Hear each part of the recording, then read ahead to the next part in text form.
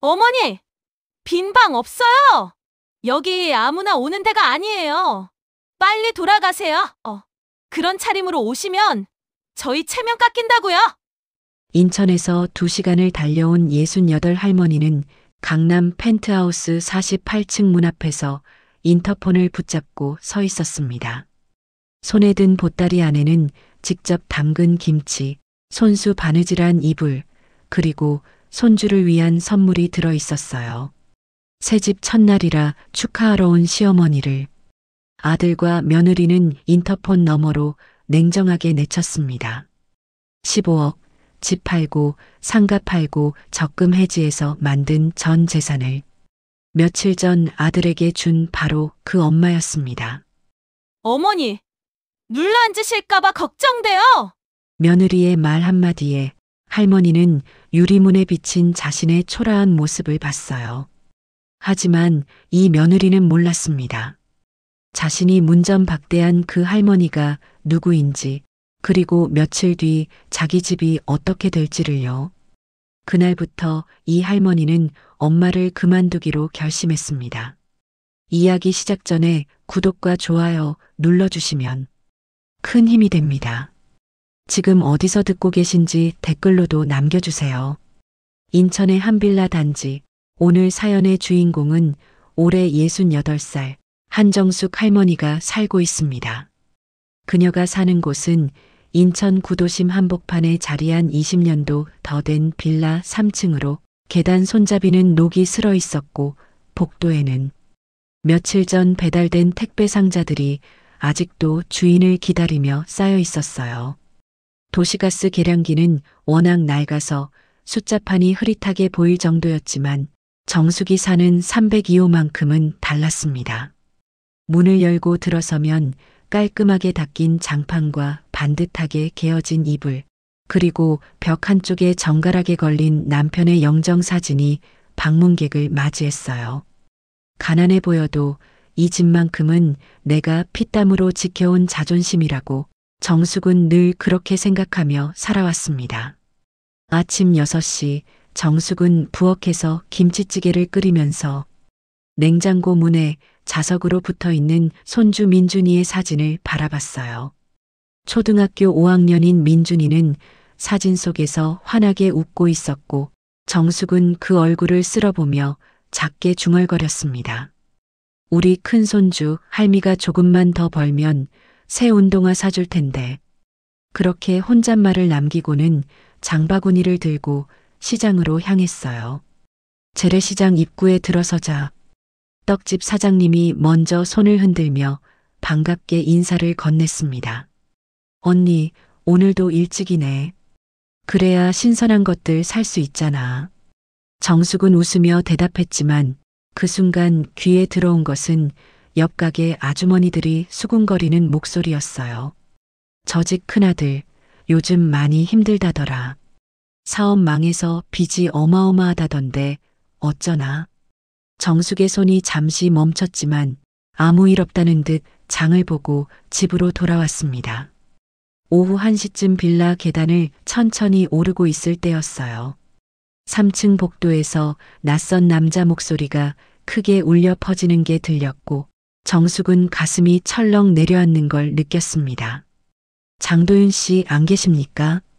초인종 소리가 연달아 울리더니 곧이어 문을 두드리는 소리가 거칠게 이어졌고 정숙은 급하게 계단을 올라가 보니 정장을 입은 남자 셋이 큰아들 도윤의 집 앞에 서 있는 게 보였어요. 그 옆에는 며느리 서진과 손주 민준이가 겁에 질린 채 떨고 있었습니다. 아니, 무슨 일이세요? 정숙이 숨을 헐떡이며 다가가자 채권자 중 한 명이 날카로운 눈빛으로 돌아봤어요. 누구십니까? 전 아까 전에 부르던 장도윤이 어머니입니다. 아, 그러시구나. 그럼 잘 됐네요. 장도윤 씨 빚 당장 갚으세요. 5천만 원입니다.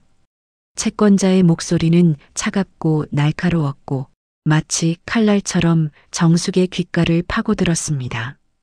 도윤은 얼굴이 하얗게 질린 채 고개를 숙이고 있었고 떨리는 목소리로 간신히 말을 이어갔어요. 죄송합니다. 조금만 시간을 주시면. 시간? 벌써 석 달째입니다. 더 이상 기다릴 수 없어요.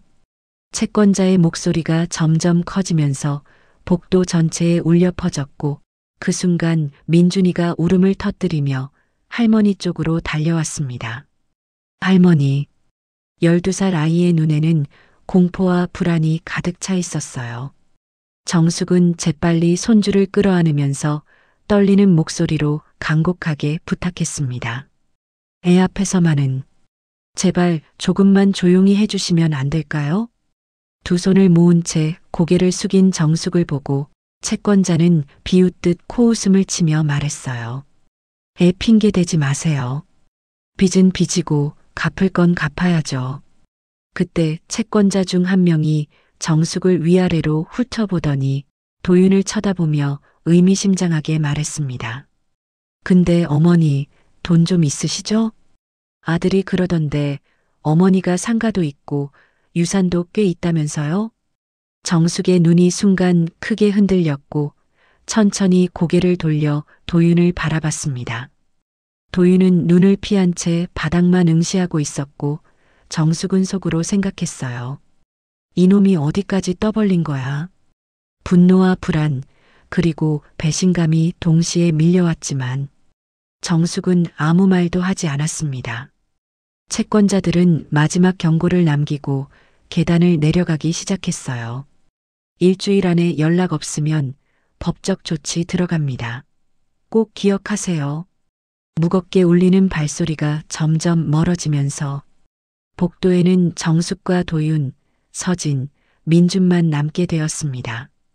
정숙은 도윤의 얼굴을 똑바로 쳐다보며 낮고 단호한 목소리로 물었어요.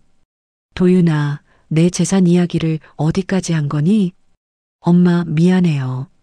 그냥 빚쟁이들이 너무 심하게 나와서 어쩔 수 없이. 도윤의 목소리는 작고 떨렸지만 정숙은 더 이상 묻지 않았습니다. 그저 손주의 머리를 한번 쓰다듬고는 조용히 자기 집으로 돌아갔어요. 그날 밤 정숙은 거실에 앉아 남편 박철수의 사진을 한참 동안 들여다봤습니다. 희미한 불빛 아래 놓인 사진 속에서 남편은 여전히 온화하게 미소 짓고 있었고 정숙은 작은 목소리로 말을 걸었어요. 여보. 그 한마디가 어둠 속에 스며들면서 정숙의 머릿속에는 오래된 기억들이 파노라마처럼 펼쳐지기 시작했습니다. 70년대 재래시장 한 구석에서 떡을 찌던 날들이 떠올랐어요. 새벽 4시부터 일어나 쌀을 불리고 시루에 김을 올리며 뜨거운 수증기 속에서 떡을 쪄내던 그 시절에는 손에 화상 자국이 끊이질 않았고 허리는 늘 아팠지만 그래도 버텼습니다. 남편 철수도 마찬가지였어요.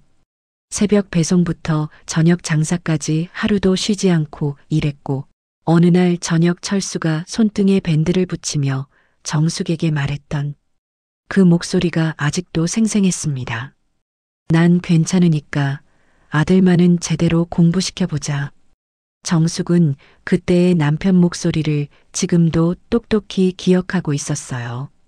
하지만 철수는 60을 넘기지 못하고 세상을 떠났고 병원비도 제대로 못 내면서 마지막까지 아들 도윤의 학비만큼은 챙겼습니다. 정숙은 눈가가 뜨거워지는 걸 느끼며 사진 속 남편을 향해 속삭였어요. 여보, 나 이제 또 한 번 무모한 선택을 해야 하나 봐요.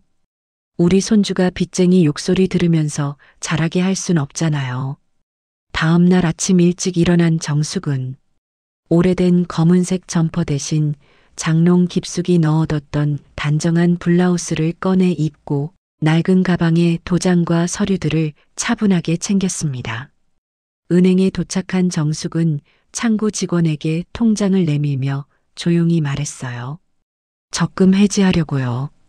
어머니, 만기까지 아직 6개월 남았는데 중도 해지하시면 이자가 많이 깎이는데요. 급한 일이 생겼어요. 괜찮으니까 해주세요. 직원은 아쉬운 표정으로 서류를 작성하며 다시 한번 확인했습니다. 전액 출금하시는 건가요? 네, 다 찾을게요. 정숙의 목소리는 담담했지만 손은 미세하게 떨리고 있었어요.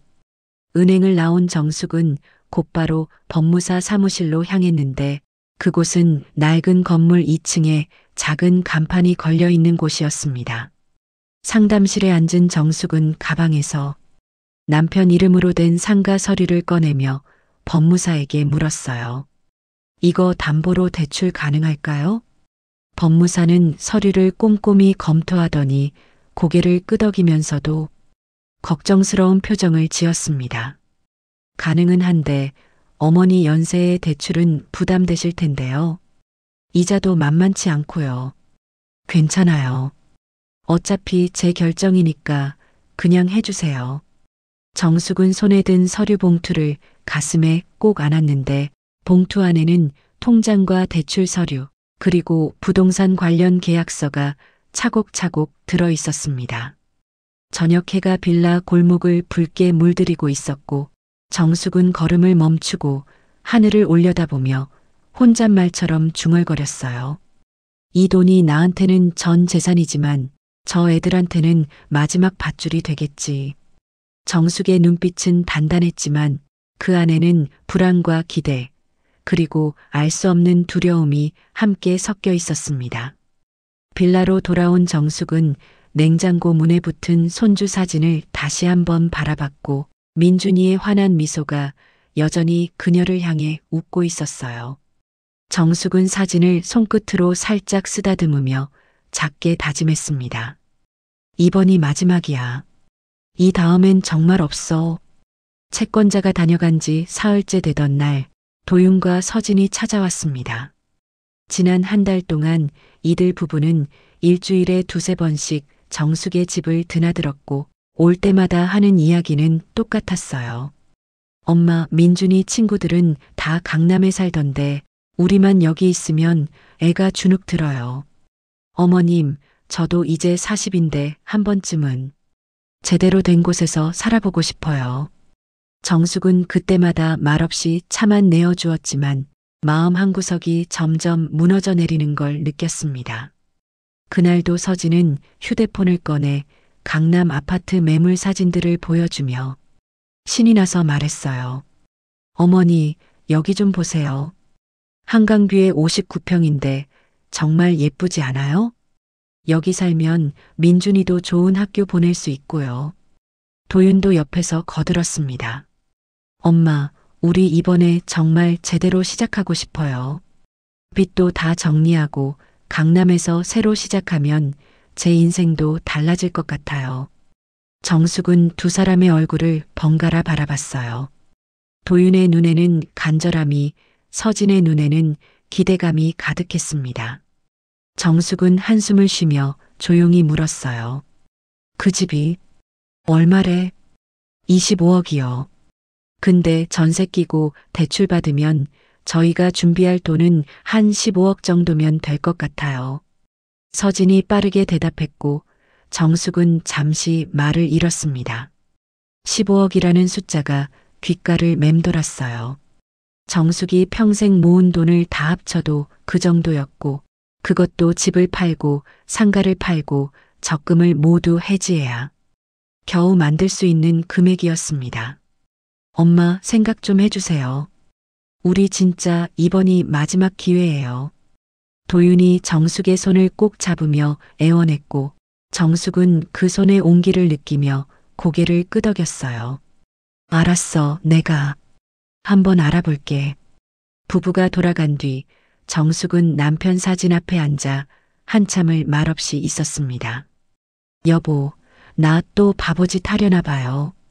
근데 저 애들 눈빛 보니까 안 해줄 수가 없네요. 사진 속 남편은 여전히 온화하게 미소 짓고 있었어요. 다음 날부터 정숙은 바빠졌습니다. 먼저 살고 있던 빌라 매물을 내놨고 부동산 중개인이 찾아와 집을 둘러본 뒤 가격을 제시했어요. 여기 시세가 요즘 많이 떨어져서 한 2억 8천 정도 받으실 것 같은데요. 정숙은 아무 말 없이 고개를 끄덕였습니다. 이어서 남편이 남긴 상가 건물도 매물로 내놨는데 그곳은 정숙에게 특별한 의미가 있는 곳이었어요. 남편이 마지막 힘을 다해 장만했던 작은 상가로 월세 받아 생활비를 보태던 소중한 자산이었습니다. 부동산을 오가며 매매 계약을 진행하는 동안 정숙의 마음은 복잡했어요. 이 상가 팔면 나중에 생활비는 어떻게 하지? 하지만 도윤의 간절한 눈빛이 자꾸 떠올랐고 결국 정숙은 상가 매매 계약서에도 도장을 찍었습니다. 상가는 6억에 팔렸고 빌라는 2억 8천만 원에 거래가 성사됐어요. 은행에 가서는 10년 넘게 부어온 적금을 모두 해지했습니다. 어머니, 만기까지 2년 남았는데 지금 해지하시면 이자가 많이 깎이는데요. 창구 직원이 안타까워하며 말했지만 정숙은 담담하게 대답했어요. 괜찮아요. 급한 일이 생겼어요. 모든 재산을 정리하고 나니 통장에 찍힌 숫자는 15억 3천만 원이었습니다. 정숙은 그 숫자를 한참 들여다보다가 도윤에게 전화를 걸었어요. 도윤아, 엄마가 돈 마련했어. 근데 하나 조건이 있다. 조건이요? 뭔데요, 엄마? 너희한테 이 돈 주기 전에 계약서 하나 쓰자. 전화 너머로 잠시 침묵이 흘렀고 서진의 목소리가 작게 들렸습니다. 계약서요? 그게 무슨... 엄마, 가족끼리 무슨 계약서까지. 도윤이 난처한 목소리로 말했지만 정숙은 단호했어요. 이건 엄마 평생 모은 전 재산이야. 그냥 줄 순 없어. 공증 받아서 제대로 하자. 사흘 뒤 정숙과 도윤, 서진은 변호사 사무실 앞에서 만났습니다. 낡은 건물 3층에 위치한 작은 사무실이었고 안으로 들어가자 50대로 보이는 변호사가 안경을 고쳤으며 맞이했어요. 어서 오십시오. 전화로 말씀하신 효도계약서 건이시죠? 네, 맞습니다. 정숙이 대답하자 공증인은 이미 준비해둔 서류를 꺼내 테이블 위에 펼쳤습니다. 이게 뭐예요, 엄마? 도윤이 서류를 보며 어리둥절한 표정을 지었고 공증인이 천천히 설명하기 시작했어요. 쉽게 말씀드리면 명칭은 효도계약서인데 증여계약서라고 보시면 됩니다. 어머님께서 아드님께 15억 원을 증여하시되 몇 가지 조건을 붙이신 거죠. 조건이요? 서진이 날카롭게 물었고 공증인은 서류 3페이지를 펼쳐 보였습니다. 거기에는 이렇게 적혀 있었어요. 증여자 한정숙은 수증자 장도윤에게 금 15억 원을 증여한다. 단 수증자는 증여자에 대한 부양 의무를 성실히 이행해야 하며 이를 위반할 시 증여자는 본 증여를 취소하고 증여 재산의 반환을 청구할 수 있다. 공증인이 더 자세히 설명을 이어갔습니다. 부양 의무라는 게 애매할 수 있으니까 구체적으로 명시했습니다. 첫째, 월 1회 이상 방문. 둘째, 명절 및 생일 챙기기. 셋째, 건강상 문제 발생 시 즉시 돌봄 제공. 이 세 가지 중 하나라도 지속적으로 이행하지 않으면 계약 위반으로 간주됩니다. 도윤은 서류를 읽으며 미간을 찌푸렸어요. 엄마, 이건 좀 과한 거 아니에요? 우리가 엄마 안 모실 것 같아요? 과하긴 뭐가 과해. 당연한 거 적어 놓은 거잖아. 정숙의 목소리는 단호했고 서진은 옆에서 계약서를 넘기며 불만스럽게 중얼거렸습니다. 효도계약서라니 뭐 그런 게 다 있어요. 공증인이 마지막 조항을 가리키며 말했어요. 그리고 여기 특히 중요한 부분인데요. 만약 계약 위반으로 증여가 취소될 경우 이미 사용된 금액도 모두 반환해야 합니다. 부동산을 구입하셨다면 그 부동산도 포함됩니다. 네. 그럼 집도 다시 뺏긴다는 거예요? 서진의 목소리가 높아졌고 정숙은 조용히 대답했어요. 당연하지. 내 돈으로 산 집인데. 도윤은 한참을 망설이다가 정숙을 바라봤습니다. 엄마, 진심이세요? 진심이야. 이거 안 쓸 거면 돈도 없어. 정숙의 눈빛은 흔들림이 없었고 도윤은 결국 한숨을 쉬며 고개를 끄덕였어요. 알겠어요. 쓸게요. 어차피 저희가 엄마 잘 모실 건데 뭐. 서진은 여전히 못마땅한 표정이었지만 도윤이 눈빛으로 신호를 보내자 마지못해 입을 다물었습니다. 공증인이 도장을 준비하며 다시 한번 확인했어요. 그럼 서명하시기 전에 이 계약서의 내용을 모두 이해하셨습니까? 네. 도윤은 짧게 대답하고는 서류를 대충 훑어본 뒤 도장을 찍기 시작했어요. 한 장, 두 장, 세 장. 빠르게 넘어가는 서류 위로 붉은 도장 자국이 찍혔고 서진도 옆에서 같은 방식으로 서명을 마쳤습니다. 정숙은 그 모습을 지켜보며 가슴 한편이 무거워지는 걸 느꼈어요. 제대로 읽지도 않고 찍네. 공증이 끝나고 사무실을 나서면서 도윤이 정숙에게 물었습니다. 엄마, 그럼 이 돈 언제 주실 거예요? 내일 은행 가서 송금해 줄게. 계좌번호 문자로 보내. 감사합니다, 어머니. 도윤은 환하게 웃으며 정숙을 껴안았고 서진도 옆에서 억지 미소를 지었어요. 그날 밤 서진은 친정 엄마에게 전화를 걸었습니다. 엄마, 드디어 돈 받았어. 오, 그래. 얼마나 받았는데? 15억. 근데 효도 계약서라는 걸 썼대. 시어머니 안 모시면 집도 다시 뺏긴다나 뭐라나. 친정 엄마가 코웃음을 쳤어요. 뭐, 효도 계약서? 그게 뭔 개소리야. 그냥 형식적인 거겠지. 일단 돈부터 받아. 나중 일은 나중에 생각하고. 그래도 좀 찝찝해, 엄마. 아이고, 너 정말. 지금이 기회야. 시댁돈 확실히 챙겨놓고 강남 가서 제대로 살아. 시어머니 모시는 건 나중에 천천히 하면 되잖아. 서진은 엄마의 말에 묘하게 고개를 끄덕였고 통화를 끊은 뒤 거울 앞에 섰습니다. 강남. 드디어 우리도 강남 사람이 되는 거야. 서진의 눈빛에는 욕망과 기대가 뒤섞여 있었어요. 다음 날 정숙은 약속대로 15억 원을 도윤의 계좌로 송금했습니다.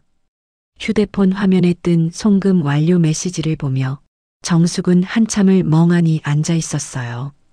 통장 잔액은 고작 300만 원 남짓 남았고 이제 정숙에게는 이 낡은 빌라 월세방 하나만 남았습니다.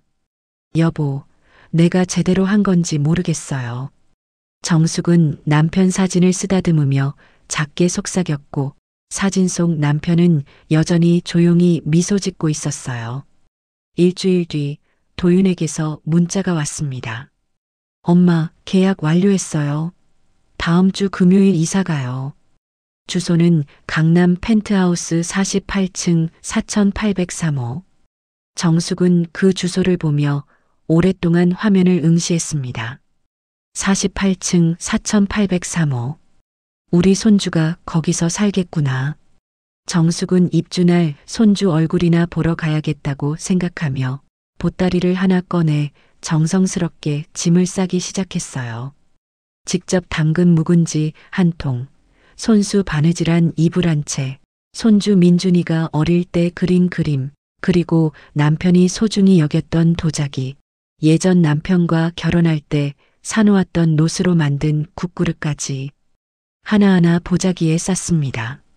새집 첫날엔 우리 집 국그릇으로 국 끓여줘야 복이 들어오지. 정숙은 혼잣말을 하며 국그릇을 꺼내 닦았고 그릇 밑바닥에 새겨진 남편의 이니셜을 손끝으로 쓰다듬었어요. 하지만 정숙은 아직 몰랐습니다. 자신이 평생 모은 15억으로 마련한 그 펜트하우스 문 앞에서 며느리가 자신에게 어떤 말을 던질지 그리고 그 한마디가 자신의 인생을 어떻게 바꿔놓을지를요. 3월 15일 금요일 아침 강남 펜트하우스 집 앞. 이삿짐 센터 트럭이 지하 주차장에 대기하고 있었고 화물용 엘리베이터 앞에는 새 가구 박스들이 산더미처럼 쌓여 있었어요. 수입 소파, 이탈리아제 식탁, 독일산 냉장고, 명품 침대까지 서진이 지난 2주 동안 공들여 고른 가구들이 하나둘씩 집 안으로 들어가고 있었습니다. 여보, 이 소파 거실 창가 쪽에 놓으면 한강뷰 보면서 앉을 수 있을 것 같은데? 서진은 신이 나서 이삿짐 기사들에게 지시하며 이곳저곳을 뛰어다녔고 손에는 최신형 스마트폰을 들고 끊임없이 사진을 찍어댔어요. 거실에 들어선 서진은 바닥부터 천장까지 이어진 통유리창 너머로 펼쳐진 한강을 보며 감탄사를 터뜨렸습니다. 와, 진짜 미쳤다. 이게 우리 집이라니. 도윤도 옆에서 환하게 웃으며 창밖을 바라봤어요. 그러게, 꿈만 같아. 우리가 정말 여기 사는 거 맞지? 당연하죠. 이제 우리도 강남 사람이에요. 서진은 즉시 휴대폰을 꺼내 셀카를 찍기 시작했고 SNS에 올릴 사진을 고르느라 바빴습니다. 한편 손주 민준이는 자기 방을 구경하며 눈이 휘둥그레졌어요. 엄마, 내 방 진짜 커. 학교 교실만 한 것 같아. 그치? 이제 친구들 불러도 되겠다. 우리 민준이 방 자랑 좀 해봐. 서진이 웃으며 대답했고 민준이는 신이 나서 방 안을 이리저리 뛰어다녔습니다. 이삿짐 정리가 한창이던 오전 11시쯤 서진은 친구에게 전화를 걸었어요. 언니, 나 지금 집에 있어. 응, 강남 펜트하우스. 한강뷰 완전 미쳤어. 나중에 꼭 놀러와. 통화를 하면서도 서진은 거실을 배경으로 사진을 찍었고 곧바로 단체 채팅방에 올렸습니다. 드디어 입성했어요. 한강뷰 실화냐고 요키우키우. 메시지를 보낸 지 몇 초 만에 친구들의 부러움 섞인 댓글이 쏟아져 들어왔어요. 바로 그때 서진의 휴대폰이 다시 울렸습니다. 발신자는 친정 엄마였어요. 엄마, 왜? 서진아, 이사 잘 됐니? 집 어때? 완전 좋아. 진짜 영화에서나 보던 그런 집이야. 그래, 그럼 됐다. 근데 말이야, 시어머니 오신다고 하던데? 친정 엄마의 목소리 톤이 미묘하게 변했고 서진은 잠시 말을 멈췄어요. 그게 아직 연락은 없는데. 서진아, 엄마 말 잘 들어. 첫날부터 시어머니 오시게 하면 안 돼. 지금부터 선 확실히 그어야 나중에 편해. 무슨 소리야, 엄마? 아이고, 이거 사. 시어머니가 한번 발 들여놓으면 그 다음부터는 맨날 오신다고 하실 거야. 너희 집처럼 드나들게 되면 나중에 눌러 앉으시면 어떡하려고? 서진은 거실 소파에 앉으며 목소리를 낮췄습니다. 그래도 돈 다 내주셨잖아. 그러니까 더 조심해야지. 돈 냈다고 여기를 자기 집처럼 생각하시면 안 되잖아. 처음부터 확실하게 해도. 여긴 너희 집이고 시어머니는 가끔 초대받아서 오시는 거라고. 친정 엄마의 말에 서진은 묘하게 고개를 끄덕였고 통화를 끊은 뒤 창밖을 바라보며 생각에 잠겼어요. 그래, 엄마 말이 맞아. 지금부터 선을 확실히 그어야 해. 같은 시각 인천에서는 정숙이 보따리를 들고 버스 정류장에 서 있었습니다.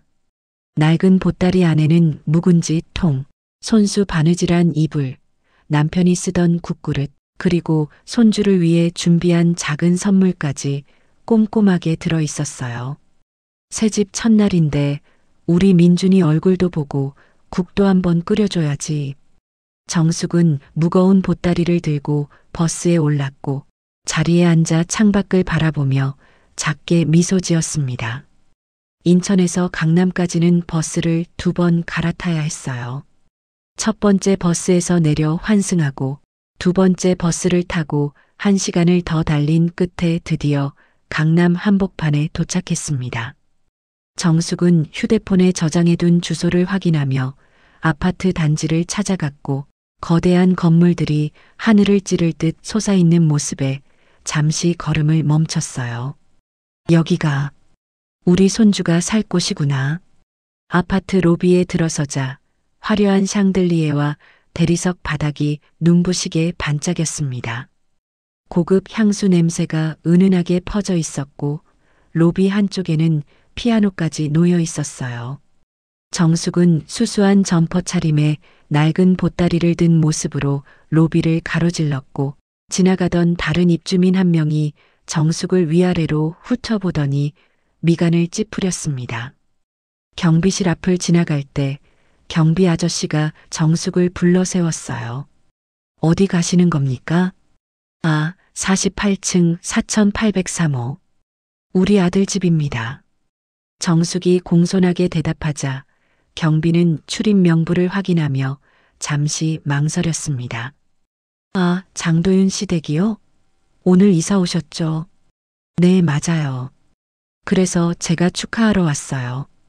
경비는 정숙을 다시 한번 쳐다보더니 조심스럽게 말했어요. 사모님께서 오늘은 이사 때문에 정신없으니까 방문객은 좀 자제해달라고 미리 말씀하셨는데요. 정숙의 얼굴에 미세한 당혹감이 스쳤지만 곧 웃으며 대답했습니다. 괜찮아요. 잠깐만 얼굴 보고 갈게요. 경비는 더 이상 막지 않았고 정숙은 엘리베이터를 타고 48층으로 올라갔어요. 층수가 올라갈수록 가슴이 두근거렸고 48층에 도착했을 때 정숙은 잠시 숨을 고르며 복도를 걸었습니다. 803호 앞에 서자 안에서 웃음소리와 가구 옮기는 소리가 들렸어요. 정숙은 보따리를 바닥에 내려놓고 손을 털어낸 뒤 초인종을 눌렀습니다. 초인종 소리가 울렸고 잠시 후 며느리 서진의 목소리가 들렸습니다. 어머니? 서진아, 나왔어. 새집 축하하러. 인터폰 너머로 서진의 당황한 표정이 역력히 보였고 뒤에서 도윤의 목소리가 들렸습니다. 누구야? 어머니. 서진이 작게 대답하자 도윤도 화면 쪽으로 다가왔어요. 정숙은 환하게 웃으며 말했습니다. 도윤아, 엄마야. 이삿날이라 축하하고 가려고 왔어. 우리 민준이 방도 보고 장아찌도 좀 담가왔지. 새집 첫날엔 우리 집 국그릇으로 국 끓여줘야 복이 들어온다고 했잖아. 하지만 인터폰 화면 속 서진의 얼굴은 점점 더 굳어갔고 뒤에서 친정 엄마의 말이 머릿속을 맴돌았습니다. 처음부터 선을 확실히 그어야 해. 서진은 심호흡을 한번 하고는 차갑게 말했어요. 어머니, 지금 오시면 어떡해요? 여기 이삿날이라 정신없어요. 아이고, 잠깐만 들렀다 갈게. 민준이 얼굴만 보고. 정숙이 말을 이으려 하자 서진이 날카롭게 끊어 말했습니다. 어머니, 저희 이제 그런 거 안 먹어요. 여기 강남 펜트하우스예요. 어머니가 싸우신 그런 시골 음식 여기 어울리지 않아요. 정숙의 미소가 서서히 사라졌고 손에 든 보따리가 갑자기 무겁게 느껴졌습니다. 그래도. 그리고요, 어머니. 서진의 목소리는 더욱 차가워졌어요. 어머니, 빈 방 없어요. 여기 방 3개인데 하나는 저희 부부 방이고 하나는 민준이 방이고 하나는 서재예요. 어머니 방은 없어요. 정숙은 귀를 의심했습니다. 빈 방이 없다고? 네, 없어요. 솔직히 말씀드릴게요. 어머니 여기 눌러 앉으실까봐 걱정돼요. 저희도 이제 우리 삶 좀 살게 눈치 좀 보세요. 인터폰 화면 속 서진의 얼굴은 단호했고 옆에서 도윤이 뭔가 말하려다 입을 다물었어요. 정숙은 어머니 빈 방 없어요라는 말이 귓가를 때리는 걸 느꼈고 가슴 한가운데가 무너져 내리는 것 같았습니다. 서진아, 그게 무슨... 정숙이 떨리는 목소리로 말하려 하자 서진이 더 가혹한 말을 이었어요. 그리고요, 어머니. 솔직히 여긴 아무나 오는 데가 아니에요. 여기 사는 사람들 다 어떤 사람들인 줄 아세요? 어머니, 그런 차림으로 여기 오시면 저희 체면이 깎여요. 정숙은 자신의 옷을 내려다봤습니다. 낡은 검은색 점퍼, 색이 바랜 바지, 5년은 신은 운동화. 그리고 손에 든 보따리. 순간 정숙은 유리문에 비친 자신의 모습을 봤고 그 모습이 너무나 초라하게 느껴졌어요. 민준이라도 잠깐만 보게 해줄래? 정숙의 목소리는 간신히 떨림을 참고 있었습니다. 하지만 서진은 단호하게 고개를 저었어요. 민준이는 지금 방 정리 중이에요. 어머니, 이사 끝나면 저희가 연락드릴게요. 오늘은 그냥 돌아가세요. 그 순간 도윤이 인터폰 앞으로 나섰습니다. 엄마, 미안해.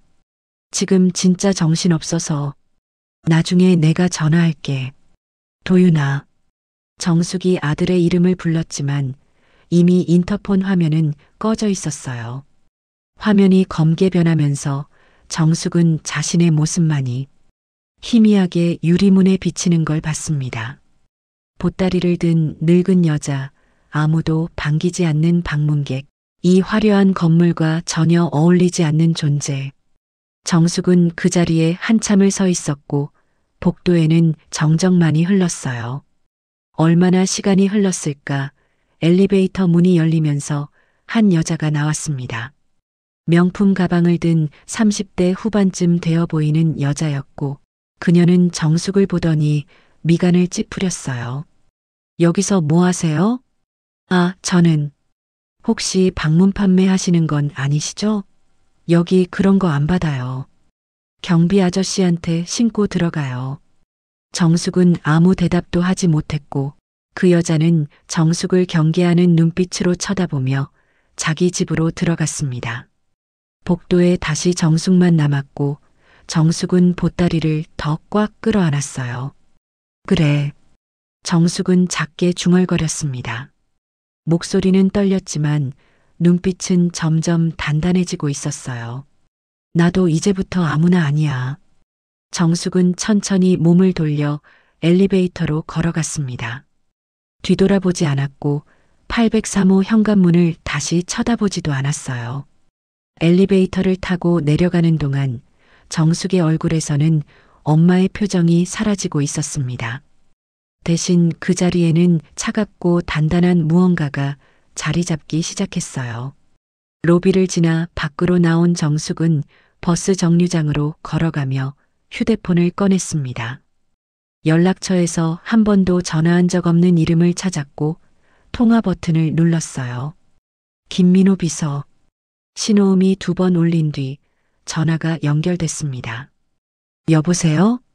민호 씨, 나예요. 정숙의 목소리는 평소와 달랐고 김민호는 그 변화를 즉시 알아챘어요. 무슨 일 있으셨습니까? 정숙은 잠시 침묵했다가 천천히 입을 열었습니다. 내일 아침 10시에 사무실로 갈게요. 공증한 선생님이랑 최유리 변호사도 불러줘요. 네. 갑자기 왜요? 효도 계약서 있잖아. 그거 발동시킬 준비 좀 해둬요. 전화 너머로 김민호가 숨을 들이키는 소리가 들렸습니다. 정말 그렇게 하시겠습니까? 응. 오늘부터 나는 엄마 그만둘래. 이제 한정숙으로 살 거야. 통화를 끄는 정숙은 버스 정류장 벤치에 앉아 보따리를 무릎 위에 올려놓았어요. 보따리 안에서 국그릇이 만지는 느낌이 전해졌고 정숙은 그것을 꺼내 한참을 들여다봤습니다.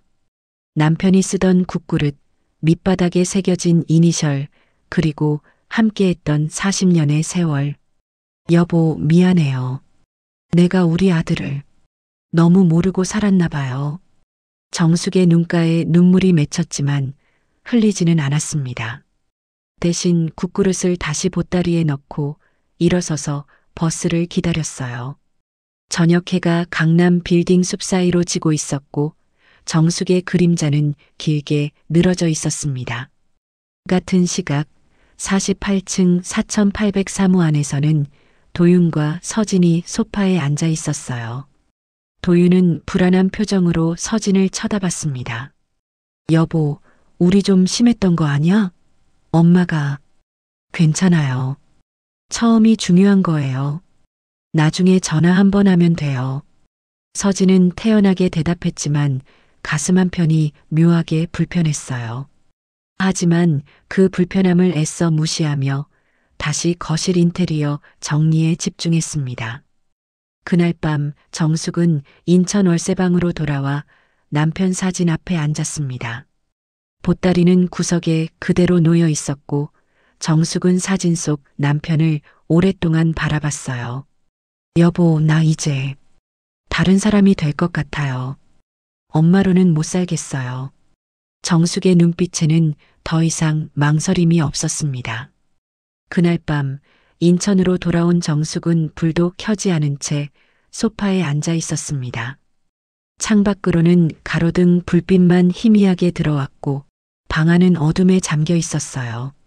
정숙의 무릎 위에는 오늘 들고 갔던 보따리가 그대로 놓여 있었고 그 안에서 국그릇이 살짝 보였습니다.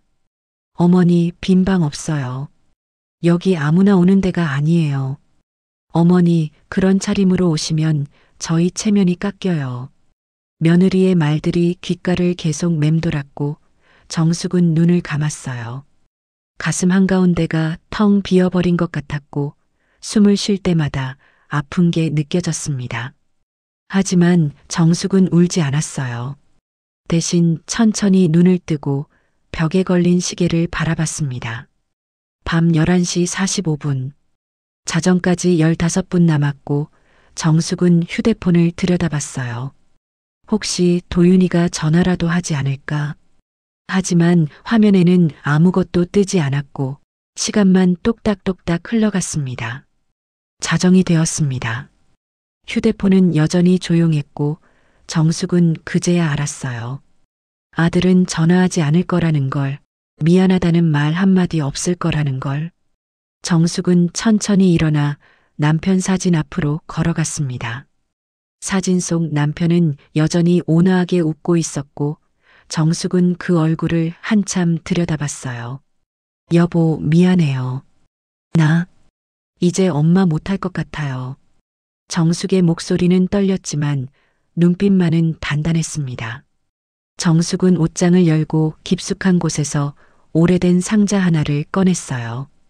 먼지가 앉은 상자를 닦아내고 뚜껑을 열자 안에는 단정하게 개어진 한복과 정장이 들어 있었습니다. 검은색 정장 재킷, 흰색 블라우스, 그리고 진주 목걸이 하나. 정숙은 그것들을 하나하나 꺼내 침대 위에 펼쳐 놓았어요. 이 옷, 10년 만에 입어보는 거네. 정숙은 옷장 구석에서 오래된 서류 가방도 꺼냈습니다. 가방을 열자 안에는 낡은 명함 몇 장과 회사 등기부등본, 그리고 통장 여러 권이 들어 있었어요. 정숙은 그중 하나를 꺼내 잔액을 확인했고 화면에 찍힌 숫자를 보며 작게 한숨을 쉬었습니다. 아주 반가운 식품법인 통장. 잔액 8억 4천만 원. 도윤이한테 준 15억이 전부가 아니었는데. 정숙은 혼잣말을 하며 통장을 가방에 다시 넣었어요. 아들에게는 말하지 않았지만 정숙에게는 아직 회사법인 통장과 개인 예금, 그리고 몇 개의 부동산이 더 남아 있었습니다. 다음 날 아침 8시 정숙은 검은색 정장을 차려입고 거울 앞에 섰습니다. 어제의 수수한 할머니 모습은 온데간데 없었고 거울 속에는 단정하고 날카로운 인상의 여자가 서 있었어요. 정숙은 진주 목걸이를 걸고 머리를 단정하게 빗어 올렸습니다. 오전 9시 30분 정숙은 서울 도심의 한 건물 앞에 도착했어요. 오래된 오피스텔 건물이었지만 안으로 들어가자 깔끔하게 정돈된 로비가 나왔습니다. 엘리베이터를 타고 7층으로 올라가 법률사무소 청남이라는 간판이 붙은 문을 열었어요. 어서 오십시오. 입구에서 김민호가 정숙을 맞이했습니다. 40대 초반으로 보이는 김민호는 정장을 단정하게 차려입고 있었고 정숙을 보자 깊게 고개를 숙였어요. 회장님, 정말 오셨네요. 김 비서, 그 호칭 아직은 쓰지 말아요. 아직은 그냥 한정숙일 뿐이니까. 정숙의 목소리는 어제와 달리 차분하고 단호했습니다. 김민호는 안타까운 표정으로 정숙을 바라봤지만 더 이상 묻지 않고 안쪽 회의실로 안내했어요. 회의실 문을 열자 이미 두 사람이 기다리고 있었습니다.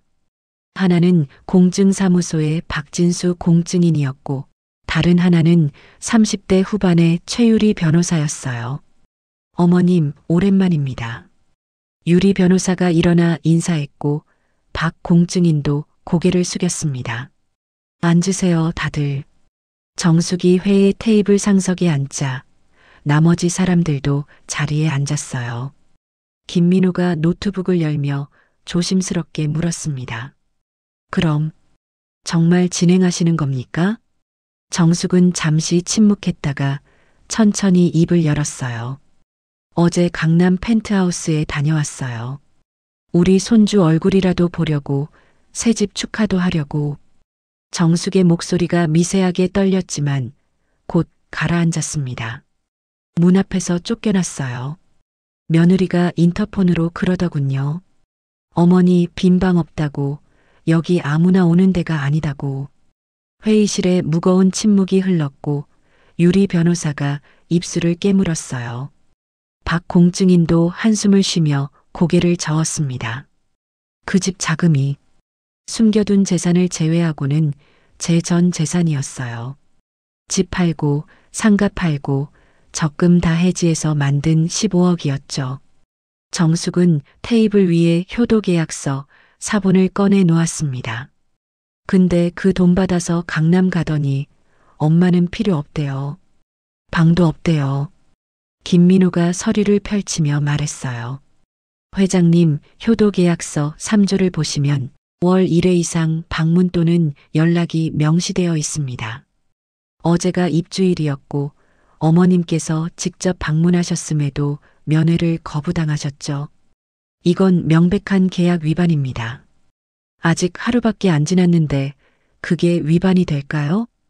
정숙이 물었고 유리 변호사가 대답했어요. 엄밀히 말하면 계약서에는 지속적으로 이행하지 않을 경우라고 되어 있어서 한 번의 거부만으로는 부족합니다.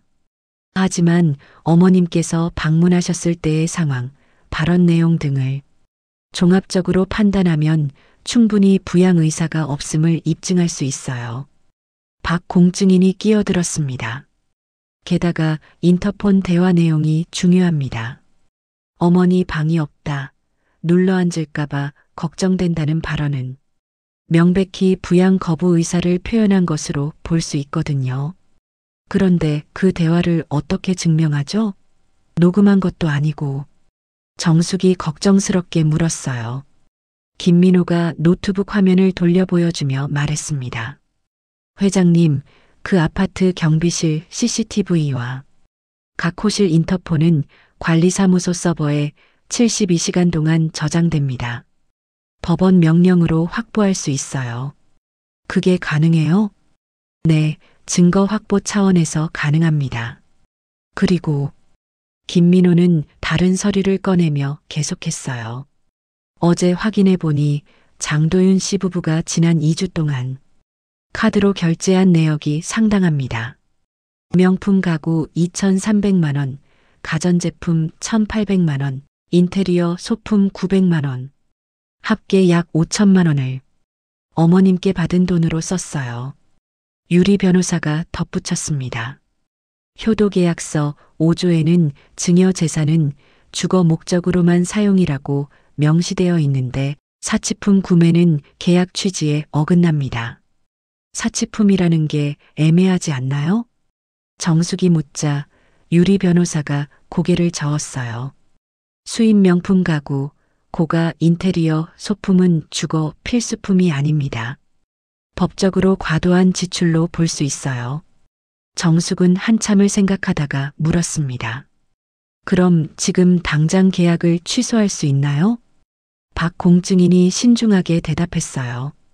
가능하긴 한데 절차가 필요합니다. 우선 내용 증명을 보내 계약 위반 사실을 통보하고 시정 기회를 줘야 합니다. 그래도 시정하지 않으면 그때 법적 조치를 취하는 거죠. 시정 기회요? 네, 예를 들어 앞으로 한 달 안에 부양 의무를 제대로 이행하라는 식의 최후 통첩을 보내는 겁니다. 그래도 안 지키면 증여 취소 소송을 진행하고요. 정숙은 잠시 망설였어요. 한 달. 그 시간 동안 도윤이가 정신 차릴까? 하지만 곧 고개를 저었습니다. 어제 인터폰 너머 며느리의 목소리가 아들의 회피하는 시선이 떠올랐거든요. 아니에요. 시정 기회 같은 건 필요 없어요. 정숙의 목소리는 단호했습니다. 김비서, 더 확실한 방법 없어요? 한 달씩 기다리면 그 사이에 재산 빼돌리면 어떡해요? 김민호가 유리 변호사와 눈빛을 교환하더니 조심스럽게 말했어요. 방법이 하나 있긴 합니다. 효도계약서 구조를 보시면 긴급 상황 시 즉시 증여 취소 가능이라는 조항이 있어요. 긴급 상황? 네, 예를 들어 수증자가 증여 재산을 빠르게 처분하려 한다거나 증여자의 생명이나 재산에 급박한 위협이 있을 경우입니다. 정숙이 미간을 찌푸렸어요. 그런 상황은 아니잖아요. 하지만 만들 수는 있습니다. 유리 변호사가 조용히 말했고 정숙은 그녀를 바라봤어요. 어머님께서 건강상 응급 상황이 발생했다고 가정해 봅시다. 병원에 입원하셨고 아들에게 연락했는데 오지 않았다. 이건 명백한 부양 의무 위반이고 게다가 긴급 상황이죠. 이 경우 즉시 계약 취소가 가능합니다. 그런데 제가 건강한데 어떻게? 정숙이 말하자 김민호가 끼어들었어요. 회장님, 저희가 말씀드리는 건 실제로 편찮으시라는 게 아니라 법적 절차를 밟기 위한 형식입니다. 병원 진단서는 준비할 수 있어요. 정숙은 불편한 표정을 지었습니다. 그건 좀 거짓말 아닌가요? 거짓말이 아니라 전략입니다. 유리 변호사가 단호하게 말했어요. 어머님, 상대방도 어머님을 속였잖아요. 15억을 받으면서 효도하겠다고 약속해놓고 막상 받고 나니까 문전박대했어요. 이건 사기나 다름없어요. 정숙은 한참을 침묵했습니다. 회의실 안에는 시계 초침 소리만 째깍째깍 울렸고 모두가 정숙의 결정을 기다렸어요. 마침내 정숙이 입을 열었습니다. 좋아요. 하죠. 근데 제가 뭘 하면 되는 거예요? 김민호가 안도의 한숨을 쉬며 설명했어요. 우선 내일부터 며칠간 병원에 입원하세요. 협력병원이 있으니까 진단서는 저희가 준비하겠습니다. 그 상태에서 아들에게 연락해서 오라고 하세요. 그럼 도윤이가 올까요? 안 올 겁니다. 유리 변호사가 단언했어요. 어제 그렇게 냉정하게 거절한 사람이 갑자기 달라지지 않아요. 그리고 그게 바로 저희가 원하는 겁니다. 어머님의 긴급 연락을 무시했다는 증거. 박 공증인이 서류를 정리하며 말했습니다. 그 증거만 확보되면 효도계약서 위반으로 즉시 증여 취소 소송을 제기할 수 있습니다. 그리고 동시에 펜트하우스에 가압류를 신청하는 거죠. 가압류요? 정숙이 되묻자 유리 변호사가 설명했어요. 네, 소송이 진행되는 동안 상대방이 재산을 처분하지 못하도록 묶어두는 겁니다. 펜트하우스를 팔거나 담보로 대출받지 못하게 하는 거죠. 정숙은 깊게 숨을 들이쉬었습니다. 그럼 도윤이네는 어떻게 되는 거예요? 집에서 못 나가는 건 아니지만 그 집이 더 이상 자기 것이 아니라는 걸 알게 됩니다. 가압류 딱지가 집 안 곳곳에 붙을 테니까요. 정숙의 가슴이 무거워졌어요. 딱지가 붙는다. 우리 손주가 그걸 보면. 하지만 곧 고개를 저었습니다. 어제 인터폰 화면 속 서진의 냉정한 목소리가 떠올랐거든요. 알겠어요. 김비서, 계획대로 실행해요. 정숙의 목소리는 떨렸지만 결심은 확고했어요. 김민호가 노트북을 닫으며 말했습니다. 그럼 내일 오전 10시에 병원에서 기다리겠습니다. 입원 수속하겠습니다. 회의가 끝나고 정숙 혼자 회의실에 남았습니다. 창밖으로 서울 도심이 내려다 보였고 저 멀리 한강도 희미하게 보였어요. 정숙은 창가에 서서 한강을 바라보며 중얼거렸습니다. 도윤아, 내가 엄마를 이렇게 만든 거야. 그날 저녁 정숙은 인천 월세방으로 돌아와 짐을 쌌습니다. 병원에 입원할 준비였고 작은 가방에 옷가지 몇 벌과 세면도구를 넣었어요. 마지막으로 남편 사진을 한번 쳐다보고 조용히 말했습니다. 여보, 나 이제 정말로 한정숙으로 살 거예요. 도윤이 엄마가 아니라 그냥 한정숙으로. 정숙의 눈빛에는 더 이상 망설임이 없었고 그 자리에는 단단하고 차가운 결의만이 남아 있었습니다. 여보, 우리 인생 완전 달라진 것 같지 않아? 가압류 결정이 내려진 지 사흘째 되던 날 아침, 펜트하우스 48층 4803호 거실에서는 도윤과 서진이 커피잔을 들고 있었습니다. 통유리창 너머로 펼쳐진 한강뷰를 바라보며 서진은 환하게 웃었어요. 이제 친구들 집들이 초대해야겠어요. 다들 얼마나 부러워하는지 알아요? 도윤도 소파에 편하게 앉아 웃었지만 마음 한편이 묘하게 불편했습니다. 그래도 엄마한테는 좀 미안하네. 그날 너무 심했던 거 아니야? 괜찮아요, 당신. 나중에 전화 한번 하면 돼요. 어차피 시어머니는 인천에 계시잖아요. 서진은 태연하게 대답하며 거실 인테리어 사진을 찍었어요. 바로 그때 초인종이 울렸습니다. 누구지? 이 시간에. 도윤이 인터폰을 확인하자 화면에는 정장을 입은 남자 셋이 서 있었어요. 문을 열자 가장 앞에 선 남자가 서류를 꺼내 보이며 차갑게 말했습니다. 법원 집행관 박상철입니다. 이 주택에 대한 가압류 집행을 위해 왔습니다.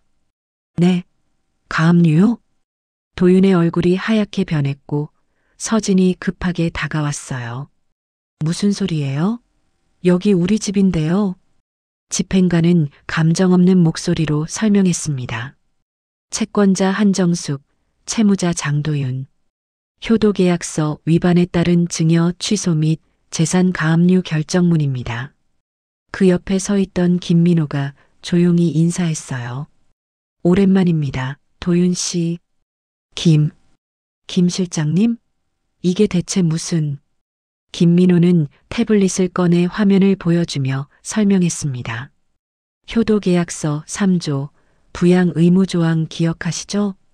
3월 15일 어머님께서 방문하셨을 때 면회를 거부하셨고 3월 18일 어머님께서 병원 입원 후 연락하셨을 때도 응답하지 않으셨습니다. 병원? 엄마가 입원을 했다고요? 도윤이 당황하며 묻자 김민호가 진단서 사본을 내밀었어요.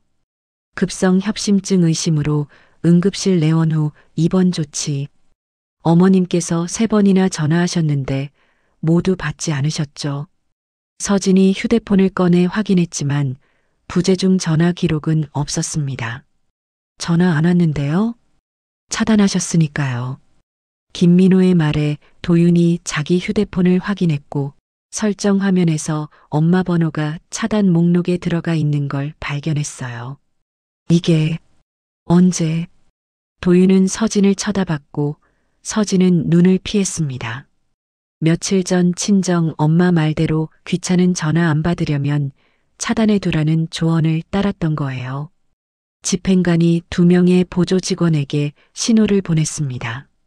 집행 시작하겠습니다. 잠깐만요. 이거 오해예요. 서진이 소리쳤지만 집행관들은 이미 집 안으로 들어와 카메라로 사진을 찍기 시작했어요. 빨간 가압류 딱지가 하나씩 붙기 시작했습니다. 수입 소파에, 이탈리아제 식탁에, 대형 텔레비전에, 심지어 서진이 아끼던 명품 가방에까지. 이건 제가 제 돈으로 산 건데요. 서진이 울부짖었지만 집행관은 냉정하게 대답했어요. 계약서상 증여금으로 구입한 모든 재산이 가압류 대상입니다. 민준이의 방문이 열리고 12살 아이가 겁에 질린 얼굴로 나왔습니다. 아빠, 저 사람들 왜 와요? 도윤은 아들을 끌어안으며 떨리는 목소리로 말했어요. 괜찮아, 민준아. 아빠가 해결할게. 하지만 민준이 방 책상에도 침대에도 장난감 상자에도 빨간 딱지가 붙었습니다. 아이는 울음을 터뜨렸고 그 소리가 넓은 거실에 메아리 쳤어요. 집행이 끝나고 집행관이 서류를 도윤에게 건넸습니다. 이 주택은 당분간 매각 및 임대 처분이 불가능합니다. 법원 판결 시까지 거주는 가능하나 담보대출이나 전세 전환도 불가합니다. 그럼 우리는 어떡하라는 거예요?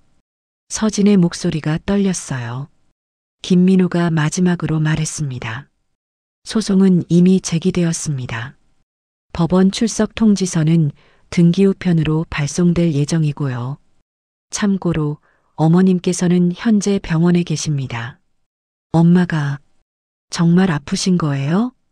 도윤이 다급하게 물었지만 김민호는 대답 대신 명함 하나를 테이블 위에 놓았어요. 궁금하시면 직접 찾아뵙는 게 어떨까요? 물론 면회를 허락하실지는 모르겠지만 일행이 떠나고 거실에는 도윤과 서진, 민준만 남았습니다. 새로 산 가구마다 붙은 빨간 딱지, 명품 가방 위에 숫자표, 텔레비전 화면에 붙은 봉인 스티커. 서진은 바닥에 주저앉아 손으로 얼굴을 가렸어요. 어떡해? 우리 어떡해? 도윤은 휴대폰을 꺼내 엄마 번호의 차단을 해제하고 전화를 걸었습니다. 신호음이 길게 울렸지만 받지 않았어요. 한 번, 두 번, 세 번, 10번을 걸었지만 정숙은 전화를 받지 않았습니다. 엄마, 제발. 도윤의 목소리는 점점 작아졌고 결국 휴대폰을 떨어뜨렸어요. 창밖으로는 여전히 아름다운 한강이 흐르고 있었지만 그 풍경은 더 이상 그들의 것이 아니었습니다. 서진은 소파에 붙은 빨간 딱지를 때려다가 손을 멈췄어요. 이 집이 우리 집이 아니었구나. 그날 밤 도윤은 명함에 적힌 병원 주소를 들여다봤습니다. 대학병원 VIP 병동. 하지만 찾아갈 용기가 나지 않았어요. 빨간 딱지가 붙은 집안에서 도윤 가족은 처음으로 진짜 공포를 느꼈습니다. 가압류가 집행되고 일주일이 지났습니다. 펜트하우스에는 여전히 빨간 딱지가 붙어 있었고 도윤과 서진은 더 이상 그곳에 머물 수 없다는 걸 깨달았어요. 은행에서 대출도 거절당했고 친구들에게 도움을 청했지만 모두 핑계를 대며 피했습니다. 결국 남은 건 도윤의 통장에 있던 마지막 돈, 고작 120만 원뿐이었어요.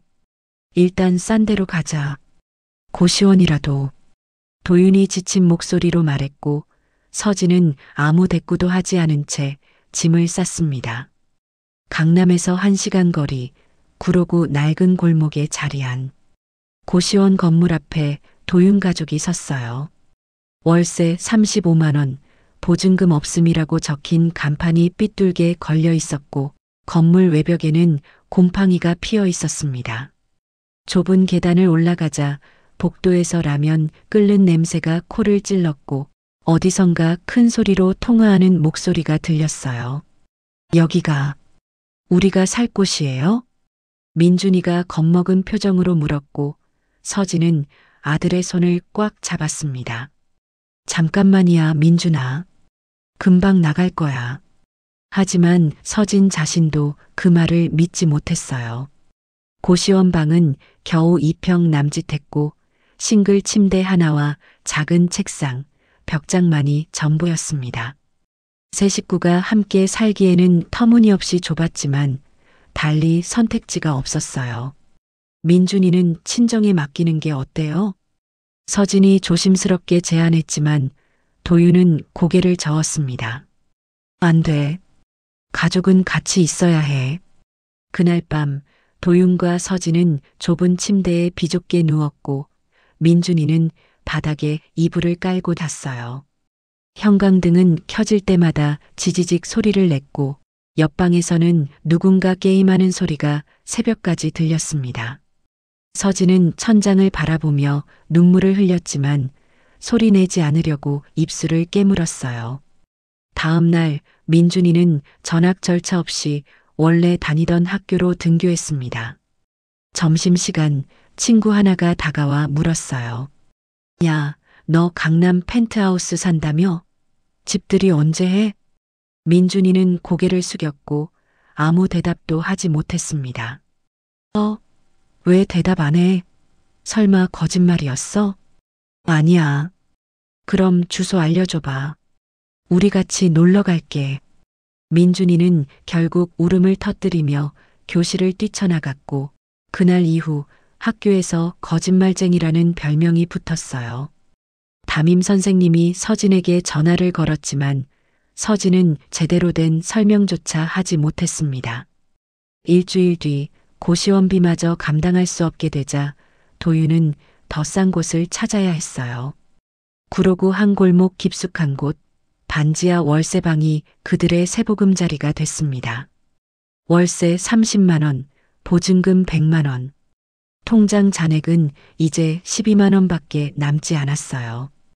반지하 방은 고시원보다는 넓었지만 창문으로는 사람들 발만 보였고 습기 때문에 벽에는 곰팡이가 가득했습니다. 민준이는 방 구석에 앉아 무릎을 끌어안은 채 말이 없었고 서진은 부엌 싱크대를 닦으며 계속 눈물을 흘렸어요. 도윤은 일자리를 찾아다녔지만 40대 중반의 경력 단절자를 받아주는 곳은 없었습니다. 결국 일용직 건설 현장에 나가기 시작했고 하루 종일 무거운 자재를 나르며 손에 굳은 살이 배기 시작했어요. 예전 회사원 때와는 전혀 다른 육체 노동이었고 집에 돌아오면 온몸이 쑤셨습니다. 서진도 동네 분식집에서 설거지 아르바이트를 시작했어요. 뜨거운 물에 손이 익고 기름때에 손톱이 더러워졌지만 하루 5만 원이라도 벌어야 했습니다. 예전에는 명품 가방을 들고 다니던 손이었는데 이제는 고무장갑을 끼고 설거지를 하고 있었어요. 어느 날 저녁 분식집 사장님이 서진에게 말했습니다. 아줌마, 손님한테 좀 더 친절하게 해요. 표정이 너무 굳어 있어. 죄송합니다. 서진은 고개를 숙였지만 마음속으로는 자존심이 무너지는 걸 느꼈어요. 나를 아줌마라고 불러. 몇 달 전까지만 해도 사모님이었는데 그날 밤 반지하 방으로 돌아온 서진은 거울을 봤습니다. 화장기 없는 얼굴, 거칠어진 손, 값싼 옷차림. 거울 속에 비친 자신이 낯설었고 서진은 그 자리에서 한참을 울었어요. 옆집 반지하에 사는 60대 아주머니가 어느 날 김치를 한 통 가져왔습니다. 이거 드세요. 애 키우는데 밥은 먹여야지. 감사합니다. 서진이 받으며 고개를 숙이자 아주머니가 한숨을 쉬며 말했어요. 사람 사는 거 다 거기서 거기야. 나도 예전엔 집 있었어. 근데 자식이 사업 망하는 바람에 다 날렸지. 서진은 그 말에 귀를 기울였고 아주머니가 의미심장하게 덧붙였습니다. 부모한테 못한 건 꼭 돌아오더라고. 세상이 그렇게 돌아가나 봐. 아주머니는 그 말을 남기고 돌아갔고 서진은 한참 동안 그 자리에 서 있었어요. 한 달이 지났습니다. 도윤은 건설 현장에서 일하다가 손가락을 다쳐 병원에 갔지만 치료비가 없어 간단한 소독만 하고 나왔어요. 서진은 분식집 외에 새벽 편의점 알바까지 시작했고 하루 3시간밖에 못 자면서 몸이 망가지기 시작했습니다. 민준이는 학교에서 점점 말이 없어졌고 성적도 떨어졌어요. 담임 선생님이 다시 전화를 걸어 상담을 요청했지만 서진은 시간을 낼 수 없었습니다. 어느 날 밤 도윤은 견딜 수 없었습니다. 나 엄마 한번 찾아가 볼게. 지금요? 이 시간에? 서진이 놀라 물었지만 도윤은 이미 신발을 신고 있었어요. 인천행 막차를 타고 도윤은 엄마가 살던 빌라로 향했습니다. 익숙한 골목, 낡은 계단, 302호 문 앞에 섰지만 문에는 임대문이라는 전단지가 붙어 있었어요. 도윤은 초인종을 눌렀지만 아무 반응이 없었고 옆집 문이 열리며 낯익은 아주머니가 나왔습니다. 아, 도윤이 아니냐? 엄마 찾아? 네, 근데 집이 비어 있네요. 어머니 며칠 전에 이사 가셨어. 보육원? 요양원? 그런데 봉사 간다던데. 아주머니는 그렇게 말하고는 다시 집으로 들어갔어요. 도윤은 우편함을 열어봤습니다. 광고 전단지 사이에서 한 장의 봉투를 발견했고 꺼내보니 사랑의 보육원 후원 감사라는 내용이 적혀 있었어요. 한정숙 후원자님, 2025년 3월 정기 후원금이 입금되었습니다. 다음 방문 예정일 4월 10일. 도윤은 그 영수증을 보며 가슴이 무너졌습니다. 엄마가 우리 말고 다른 애들한테 돈을 쓰고 계셨구나. 아직도 엄마를 돈줄로만 생각하는 자신이 부끄러웠지만 동시에 배신감도 느꼈어요. 새벽 2시 도윤은 반지하 집으로 돌아왔습니다. 서진은 바닥에 누워 자고 있었고 민준이는 얇은 이불을 덮고 웅크리고 있었어요. 도윤은 서진 옆에 누우며 작게 속삭였습니다. 여보, 우리 진짜 다 잃었나 봐. 서진은 대답하지 않았지만 등을 돌린 채 눈물을 흘리고 있었어요. 천장에서는 위층 사람들이 걷는 소리가 쿵쿵 울렸고 창문 틈으로 찬바람이 스며들었습니다. 도윤은 천장을 바라보며 영수증에 적힌 날짜를 떠올렸어요. 4월 10일. 엄마를 만날 수 있을까? 4월 10일 토요일 오후 2시 서울 외곽사랑의 보육원 앞에는 어두운 골목이 하나 있었습니다. 그 골목 구석에서 도윤과 서진이 숨죽이며 누군가를 기다리고 있었어요. 일주일간 모은 돈으로 겨우 세탁한 정장과 블라우스를 입었지만 옷깃은 해지고 구두 밑창은 닳아 있었습니다. 저기 오신다. 서진이 작게 속삭였고 도윤은 떨리는 손으로 담벼락을 붙잡았어요. 보육원 현관에서 아이들 웃음소리가 들렸고 곧 문이 열리며 정숙이 나왔습니다. 단정한 한복 차림의 정숙은 아이들과 손을 잡고 걸어 나왔고 아이들은 회장님 다음에 또 와요 하며 손을 흔들었어요. 정숙의 얼굴에는 온화한 미소가 가득했지만 도윤이 기억하는 엄마의 모습과는 달랐습니다. 더 단단하고 더 먼 느낌이었어요. 보육원 원장 박소연이 정숙에게 인사했습니다. 회장님, 오늘도 감사합니다. 아이들이 정말 좋아했어요. 원장님이야말로 고생 많으셨어요. 다음 달에 또 올게요. 정숙은 부드럽게 대답하고는 주차장으로 걸어가기 시작했어요. 바로 그때 도윤과 서진이 골목에서 뛰쳐나왔습니다. 엄마. 도윤의 목소리가 보육원 앞 골목에 울려 퍼졌고 정숙의 걸음이 멈췄어요. 천천히 고개를 돌린 정숙의 눈에 도윤과 서진이 보였고 두 사람은 정숙 앞으로 달려와 무릎을 꿇었습니다. 엄마, 제발 한 번만 봐주세요. 도윤의 목소리는 떨렸고 서진도 옆에서 고개를 숙였어요. 보육원 아이들이 호기심 어린 눈으로 그 광경을 바라봤고 원장님이 놀라 입을 가렸습니다. 정숙의 얼굴에는 아무 표정이 없었습니다. 감정의 파도가 가슴속에서 일렁였지만 겉으로는 단 하나도 드러내지 않았어요. 길 막지 마세요. 아이들 보는 앞인데 보기 안 좋잖아요. 정숙의 목소리는 차가웠고 도윤은 그 말에 가슴이 무너졌습니다. 엄마, 저희 잘못했어요. 그때 너무 심했어요. 지금이라도 잘못했다고요? 정숙이 도윤의 말을 끊었습니다. 그날 내가 보따리 들고 48층까지 올라갔을 때 인터폰으로 뭐라고 했죠? 어머니 빈 방 없다고 했잖아요. 여기 아무나 오는 데 아니다라고도 했고요.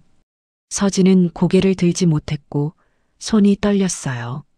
도윤이 다급하게 말했습니다. 그건 서진이가. 아니, 저희가 잘못 생각했어요. 지금 생각하면 정말 미친 짓이었어요. 지금 생각하면 그때는 아니었고요. 정숙의 눈빛이 날카로워졌습니다.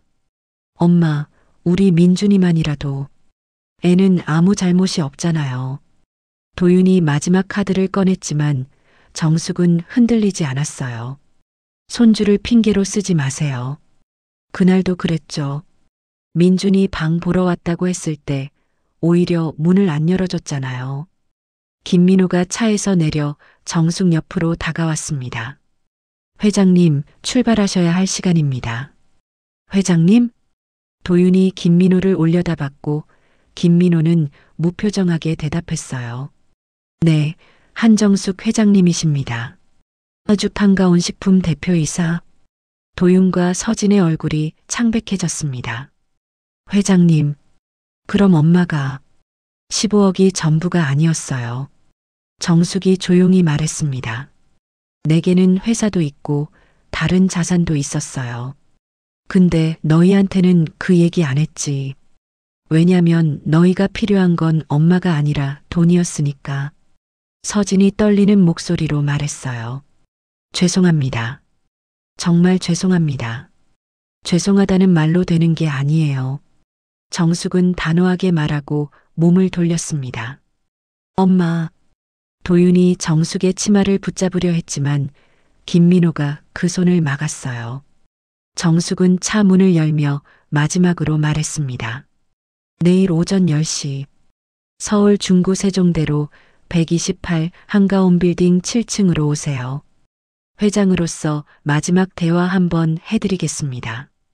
차가 출발했고 도윤과 서진은 무릎 꿇은 채로 남겨졌어요. 보육원 아이들은 원장님 손에 이끌려 안으로 들어갔고 골목에는 두 사람만 남았습니다. 서진이 바닥에 주저앉으며 울기 시작했어요. 우리 완전히 끝났어요.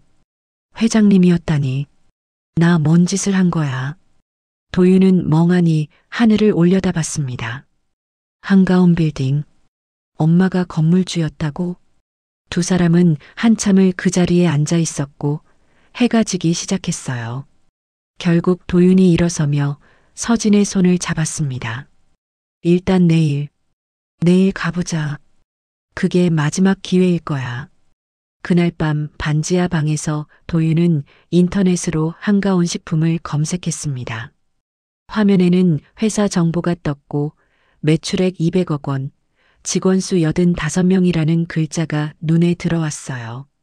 엄마가 이런 회사를 운영하고 계셨구나. 민준이가 옆에서 물었습니다. 아빠, 할머니 회사가 있어? 응. 아빠도 오늘 처음 알았어. 그럼 할머니 부자야? 도윤은 대답하지 못했고 민준이는 이불을 덮으며 말했어요. 아빠, 할머니한테 사과 제대로 해. 할머니가 우리 안 봐주시는 거 다 우리 잘못이잖아. 12살 아이의 말에 도윤은 가슴이 찔렸습니다. 아들조차 알고 있는 진실을 자신은 이제야 깨닫고 있었어요. 다음 날 아침 도윤과 서진은 세종대로로 향했습니다. 한가온 빌딩은 오래되었지만 단정하게 관리된 7층짜리 건물이었고 1층 로비에는 의주 한가온 식품 간판이 걸려 있었어요. 엘리베이터를 타고 7층으로 올라가자 대표이사실이라는 명패가 붙은 문이 보였습니다. 문을 열고 들어가자 김민호가 기다리고 있었어요. 어서 오십시오. 회장님께서 기다리고 계십니다. 김민호는 안쪽 회의실로 안내했고 문이 열리자 정숙이 책상 뒤에 앉아 있었습니다. 어제의 한복 대신 검은색 정장을 입은 정숙은 도윤이 알던 엄마가 아니었어요. 회장실 책상 위에는 서류들이 정리되어 있었고 벽에는 상패와 감사패가 걸려 있었습니다. 앉으세요. 정숙의 목소리는 사무적이었고 도윤과 서진은 의자에 앉으며 고개를 숙였어요. 김민호가 서류 뭉치를 테이블 위에 올려놓았고 정숙이 천천히 입을 열었습니다. 오늘은 엄마로서가 아니라 회장으로서 이야기하겠습니다. 효도 계약서 기억하죠? 도윤은 고개를 끄덕였고 서진은 떨리는 손으로 눈물을 닦았어요. 그 계약은 이미 위반되었고 법원 판결도 곧 나올 겁니다. 15억은 전액 회수되고 펜트하우스도 압류될 거예요. 정숙의 말에 서진이 울음을 터뜨렸지만 정숙은 멈추지 않았습니다. 하지만 오늘 이 자리에서 할 이야기는 그게 아닙니다. 정숙은 서랍에서 낡은 통장 하나를 꺼내 테이블 위에 올려놓았어요. 이게 뭔지 아세요? 도윤이 통장을 집어들었고 첫 페이지를 넘기자 손글씨 메모가 보였습니다. 도윤아, 아빠가 평생 모은 돈이다. 엄마 잘 모셔라. 도윤의 손이 떨렸고 눈물이 통장 위로 떨어졌습니다. 이 통장이 아빠가 남기신 마지막 학비였어. 회장실 회의 테이블 위에 놓인 낡은 통장을 보며 도윤은 손이 떨려 제대로 넘기지도 못했습니다. 정숙은 차분하게 입을 열었어요. 내 아버지가 돌아가시기 전날까지 넣으신 돈이야. 병원비도 못 내면서 그날도 내 학비를 입금하셨어. 통장을 넘기자 마지막 페이지에 적힌 입금 내역이 보였습니다. 2005년 3월 29일 입금 50만 원 마이너스 도윤 등록금. 그 다음 날 남편 박철수는 세상을 떠났어요. 도윤은 통장을 가슴에 안고 울음을 터뜨렸고 서진도 옆에서 입술을 깨물며 눈물을 흘렸습니다. 정숙은 그 모습을 담담하게 바라보다가 김민호에게 신호를 보냈어요. 김민호가 노트북을 열어 화면을 돌려 보였고 거기에는 효도계약서 전문이 떠 있었습니다. 이게 바로 그 효도계약서야. 잘 읽어봐. 정숙의 목소리는 단호했습니다. 도윤은 눈물을 닦으며 화면을 읽기 시작했고 갈수록 얼굴이 창백해졌어요. 3조 부양 의무, 5조 증여 재산의 용도 제한, 9조 긴급 상황 시 즉시 취소. 엄마, 그럼 처음부터 이 계약은 시험이었어. 정숙이 도윤의 말을 끊었습니다. 내가 정말 엄마를 생각하는지 아니면 돈만 생각하는지 보려고 한 거야. 김민호가 다른 서류를 꺼내며 설명했어요. 지난 한 달간 장도윤 씨 부부의 카드 사용 내역입니다. 명품 가구 2,300만 원, 가전제품 1,800만 원, 인테리어 소품 900만 원, 그리고 명품 가방과 의류 1,200만 원. 총 6,200만 원을 한 달 만에 쓰셨네요.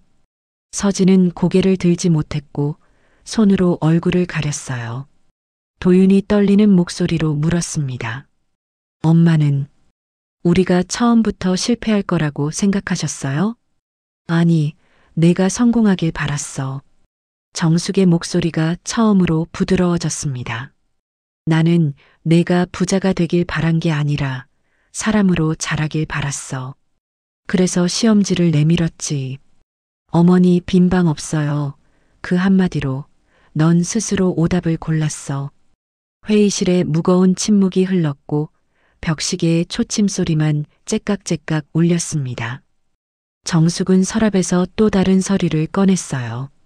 증여 취소 및 재산 반환 청구서야. 여기 도장 찍으면 모든 법적 절차가 시작될 거야. 도윤은 서류를 받아들고 한참을 들여다봤습니다. 증여자 한정숙은 수증자 장도윤으로부터 증여 재산 15억 원 및 이자를 회수하고 해당 재산으로 구입한 일체의 부동산을 압류한다. 엄마, 우리 이제 정말 끝난 거예요? 도윤의 목소리는 간신히 떨렸고 정숙은 잠시 망설이다가 대답했어요. 법적으로는 그래. 하지만 정숙은 통장을 다시 집어들었습니다. 이 통장에는 아직 5천만 원이 남아 있어. 내 아버지가 너한테 주는 마지막 밑바닥이야. 이걸로 새 인생을 시작하든 또 날려먹든 그건 이제 내 몫이야. 도윤의 눈이 커졌고 서진도 놀라 고개를 들었어요. 엄마, 그럼. 단 조건이 있어.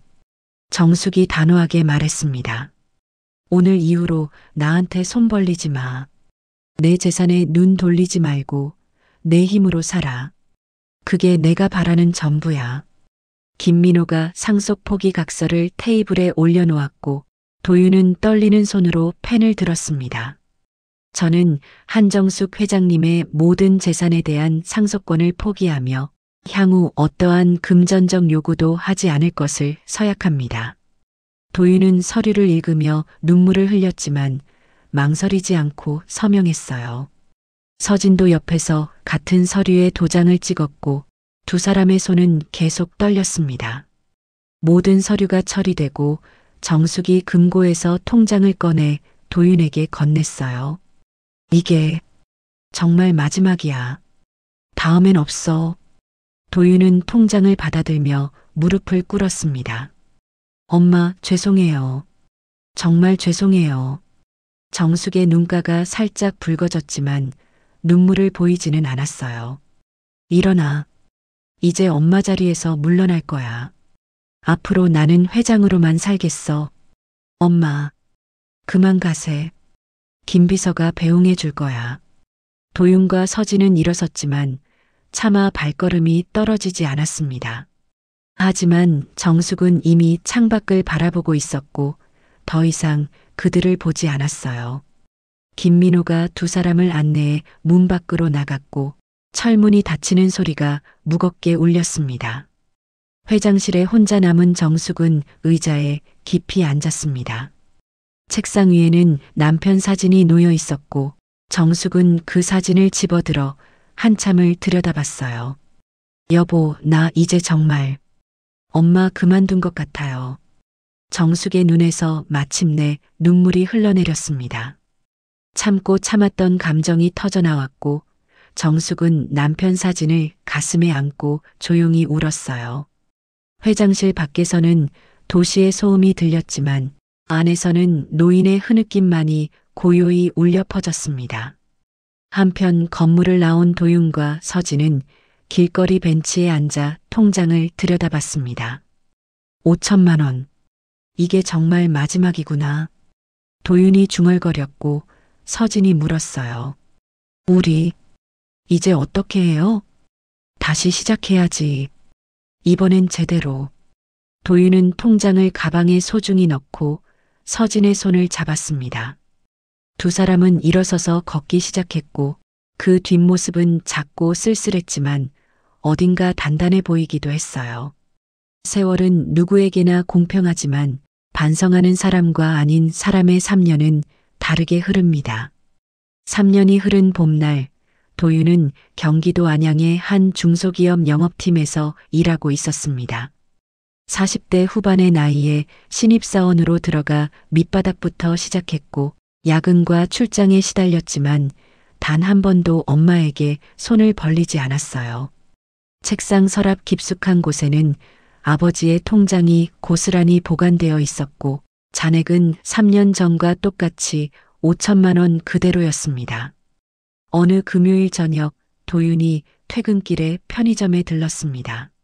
삼각김밥 2개와 우유 한 팩을 사들고 나오면서 지갑 속 월급 명세서를 확인했어요. 기본급 280만 원, 새우 실수령액 245만 원. 적은 돈이었지만 도윤의 얼굴에는 뿌듯함이 묻어났습니다. 서진은 동네 분식집에서 새벽 6시부터 일하고 있었어요.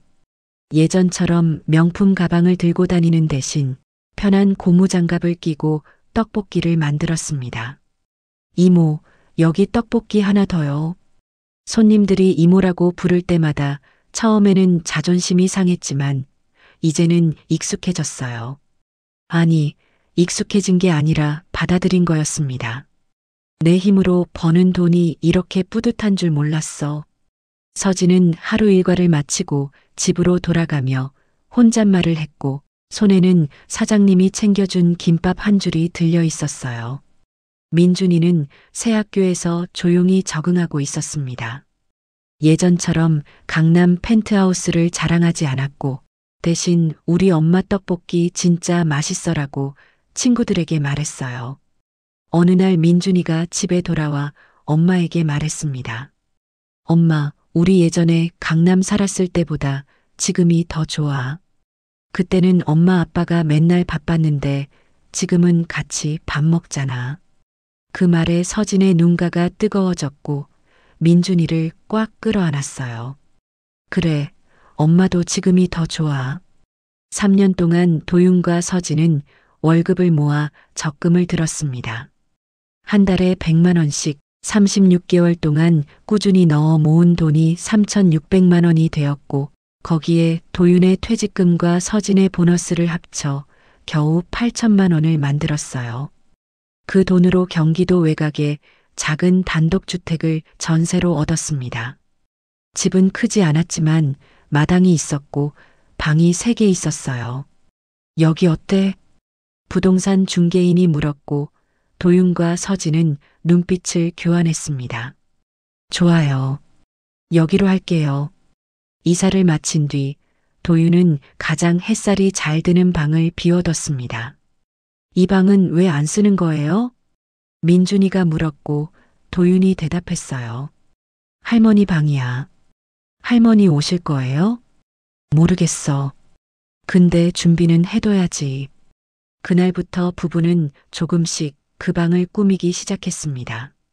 중고 가구점에서 산 작은 침대, 서진이 직접 바느질해서 만든 커튼, 도윤이 조립한 작은 화장대, 그리고 방 한 구석에는 남편 박철수의 사진을 놓을 자리를 마련했어요. 책상 위에는 정숙이 좋아하던 국그릇을 정성스럽게 닦아서 올려놨습니다. 3년 만에 도윤은 용기를 내어 보육원에 전화를 걸었습니다. 여보세요, 사랑이 보육원입니다. 저, 한정숙 회장님 계신가요? 회장님은 지금 아이들이랑 수업 중이신데요. 누구시죠? 도윤은 잠시 망설이다가 대답했어요. 아들입니다. 3년 만에 연락드려요. 원장 박소연은 조용히 한숨을 쉬었습니다. 회장님께 전해드릴게요. 근데 만나주실지는 모르겠어요. 괜찮습니다. 그냥 건강하시다는 것만 알려주세요. 일주일 후 김민호로부터 문자가 왔습니다. 회장님께서 이번 주 토요일 오후 2시 댁으로 방문하시겠답니다. 도윤은 그 문자를 보고 손이 떨렸고 서진에게 보여줬어요. 여보, 엄마가 오신대. 부부는 서로를 끌어안았고 민준이도 옆에서 박수를 쳤습니다. 토요일이 되었습니다. 도윤과 서진은 새벽부터 일어나 집을 청소했고 서진은 정숙이 좋아하던 나무를 묻혔어요. 민준이는 학교 미술 시간에 그린 그림을 액자에 넣어 거실에 걸었습니다. 우리 가족이라는 제목의 그림에는 할머니도 함께 그려져 있었어요. 오후 2시 검은색 세단이 골목 입구에 멈춰 섰습니다. 김민호가 차 문을 열어주자 정숙이 천천히 내렸어요. 3년 전보다 머리에 흰머리가 조금 늘었지만 여전히 단정한 모습이었습니다. 도윤과 서진, 민준이가 현관 앞에서 기다리고 있었고 정숙을 보자 세 사람은 동시에 고개를 숙였어요. 어머니 오셨어요. 도윤의 목소리는 떨렸지만 정숙은 담담하게 대답했습니다. 들어가도 되겠어요? 거실로 안내받은 정숙은 주변을 천천히 둘러봤습니다. 중고 소파, 낡은 식탁하지만 깨끗하게 정돈된 공간. 벽에 걸린 민준이 그림을 보고 정숙의 입가에 미세한 미소가 떠올랐어요. 어머니 여기. 어머니 방이에요. 도윤이 조심스럽게 방문을 열었고 정숙이 안으로 들어갔습니다. 작은 침대, 손수 만든 커튼, 남편 사진이 놓일 자리, 그리고 국그릇. 정숙은 국그릇을 집어들어 한참을 들여다봤어요. 밑바닥에 새겨진 남편의 이니셜을 손가락으로 쓰다듬으며 작게 중얼거렸습니다. 이 그릇 어디서 났어요? 3년 전에 엄마가 가져오셨던 거예요. 보따리에 싸서 제가 버리지 않고 간직했어요. 정숙의 눈가가 붉어졌고 도윤이 주머니에서 통장을 꺼냈습니다. 엄마, 이거 그대로 돌려드려요. 한 푼도 안 썼어요. 통장을 받아든 정숙은 첫 페이지를 펼쳤고 잔액이 그대로인 걸 확인했어요. 너희 이 돈 없이 어떻게 살았어? 저희 월급으로 살았어요. 힘들었지만 그게 맞는 것 같았어요. 도윤이 대답하자 정숙은 한참을 침묵했습니다. 식탁에 앉아 서진이 준비한 소박한 밥상을 받았습니다. 나물 몇 가지와 된장찌개, 김치뿐이었지만 정숙은 한 숟가락 떠서 입에 넣었어요. 맛있네. 그 한마디에 서진의 눈에서 눈물이 흘렀습니다. 여보, 우리 아들. 이제야 사람 됐어요. 정숙은 남편 사진을 쓰다듬으며 작게 중얼거렸고 도윤은 그 모습을 보며 가슴이 뜨거워졌어요. 저녁 무렵 정숙은 김민호가 운전하는 차를 타고 인천으로 돌아가는 길이었습니다. 창밖으로 석양이 지고 있었고 한강이 붉게 물들어 있었어요. 정숙은 조용히 창밖을 바라보며 오늘 하루를 되짚어 봤습니다. 김비서, 오늘 우리 도윤이 많이 달라진 것 같지 않아? 네, 회장님. 3년 전과는 완전히 다른 사람 같았습니다. 김민호가 조심스럽게 대답했고 정숙은 작게 미소 지었어요. 가방 안에는 도윤이 돌려준 통장이 들어 있었습니다. 5천만 원이 그대로 남아있는 통장. 3년 동안 단 한 번도 손대지 않은 그 돈. 정숙은 통장을 꺼내 다시 한번 들여다봤고 남편의 손글씨가 눈에 들어왔어요. 도윤아, 엄마 잘 모셔라. 여보, 우리 아들. 이제 당신 말 알아들은 것 같아요. 정숙은 작게 중얼거렸고 눈가가 촉촉해졌습니다. 차는 인천 구도심으로 접어들었고 익숙한 거리들이 스쳐 지나갔어요. 하지만 정숙은 예전 빌라로 가지 않았습니다. 3년 전 그곳을 떠난 뒤 정숙은 조금 더 나은 곳으로 이사했거든요. 작지만 햇살 좋은 투룸 아파트, 그곳이 정숙의 새보금자리였습니다. 집에 도착한 정숙은 현관문을 열고 불을 켰어요. 거실에는 남편 사진이 여전히 걸려 있었고 그 옆에는 보육원 아이들이 그려준 그림들이 액자에 담겨 있었습니다. 정숙은 소파에 앉아 가방에서 통장을 꺼내 남편 사진 앞에 놓았어요. 여보, 오늘 도윤이가 이거 돌려줬어요. 3년 동안 한 푼도 안 쓰고 그대로 간직했대요.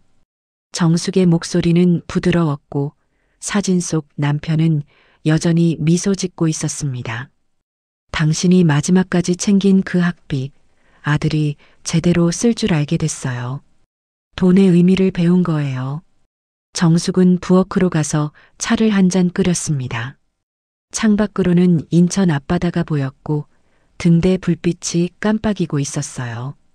차를 마시며 정숙은 지난 3년을 떠올렸습니다. 강남 펜트하우스 문 앞에서 보따리를 들고 서 있던 그날의 모욕, 인터폰 너머로 들려온 며느리의 차가운 목소리, 그리고 자신을 아무나로 취급하던 그 시선들. 하지만 오늘 작은 단독주택의 어머니 방에서 본 것은 진심이었어요. 비록 중고가구로 꾸민 방이었지만 거기에는 정성과 반성이 가득했습니다. 진짜 어머니 방은 집안이 아니라 사람 마음속에 있는 거였네. 정숙은 혼잣말을 하며 차를 한 모금 마셨어요. 다음 날 일요일 아침 정숙은 사랑이 보육원을 찾아갔습니다. 아이들이 달려와 정숙을 반겼고 회장님 하며 손을 잡았어요. 정숙은 아이들과 함께 그림을 그리고 간식을 나눠주며 웃었습니다. 원장 박소연이 다가와 조용히 물었어요. 회장님, 어제 아드님 댁 다녀오셨다면서요? 어떠셨어요? 좋았어요. 많이 달라졌더라고요. 그럼 이제 다시 가족으로 돌아가시는 건가요? 정숙은 잠시 생각하다가 고개를 저었습니다. 아니요. 나는 여기가 더 편해요. 아이들이랑 있는 게, 회사 일하는 게, 내 삶을 사는 게 좋아요. 하지만 아드님이, 도윤이는 이제 제 발로 설 수 있어요. 제가 옆에 없어도 돼요. 그게 진짜 효도예요. 원장은 정숙의 말에 고개를 끄덕였고 더 이상 묻지 않았어요.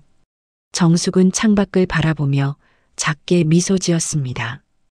어머니 방이 생긴 건 좋은 일이야. 하지만 그 방에 들어가 살 필요는 없지. 가끔 놀러 가면 되는 거야. 그날 저녁 정숙은 회사 사무실에 들렀습니다. 일요일이라 아무도 없는 조용한 사무실에서 정숙은 책상 서랍을 열고 낡은 효도 계약서를 꺼냈어요. 3년 전 그 계약서는 시험지였지만 이제는 더 이상 필요 없었습니다. 정숙은 계약서를 천천히 찢기 시작했고 조각난 종이들이 쓰레기통에 떨어졌어요. 이제 시험은 끝났어. 우리 아들 합격이야. 정숙은 작게 웃으며 사무실 불을 끄고 나왔습니다. 며칠 뒤 도윤에게 택배가 하나 도착했습니다. 보낸 사람은 한정숙, 안에는 편지 한 장과 통장이 들어 있었어요. 도윤은 떨리는 손으로 편지를 펼쳤습니다. 도윤아, 3년 동안 정말 수고했어. 내가 달라진 모습을 보니 엄마는 이제 마음 놓고 내 인생을 살 수 있을 것 같아. 이 통장은 내 아버지가 남긴 거니까 내가 가져. 민준이 대학 학비로 쓰든 집 장만할 때 보태든 이제 내 마음대로 해. 그리고 엄마 방 만들어준 거 고마워. 가끔 놀러 갈게. 엄마가. 도윤은 편지를 읽으며 눈물을 흘렸고 서진도 옆에서 같이 울었어요. 민준이가 다가와 물었습니다. 아빠, 할머니가 뭐래? 할머니가 우리 합격했대. 도윤은 아들을 끌어안으며 웃었고 창밖으로는 봄바람이 불어왔습니다. 그렇게 계절이 바뀌었습니다.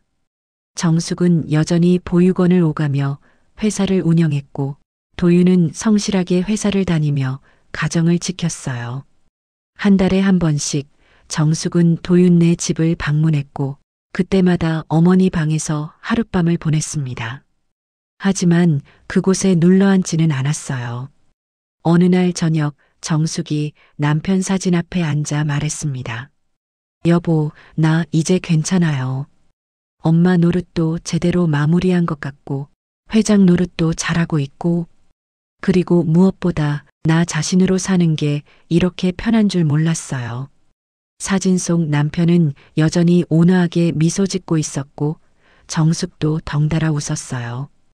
혹시 여러분도 전 재산은 아니더라도 마음과 시간을 너무 많이 내어준 적이 있으신가요? 오늘 이야기가 여러분이 지켜야 할 선을 한 번 더 생각해 보게 하는 시간이었길 바랍니다. 진짜 어머니 방은 건물 안이 아니라 사람 마음 속에 있습니다. 그리고 때로는 거리를 두는 것이 더 건강한 사랑일 수도 있습니다. 여러분이라면 강남 펜트하우스 문 앞에서 그 며느리에게 뭐라고 말해주고 싶으신가요? 댓글로 여러분의 생각을 들려주세요. 오늘 이야기는 여기까지입니다. 이야기가 가슴에 남으셨다면 가족과 친구, 지인들에게 널리 공유해주세요. 누군가의 인생이 당신의 이야기일지도 모릅니다. 구독, 좋아요는 다음 이야기를 이어가는 큰 힘이 됩니다. 시청해주셔서 감사합니다.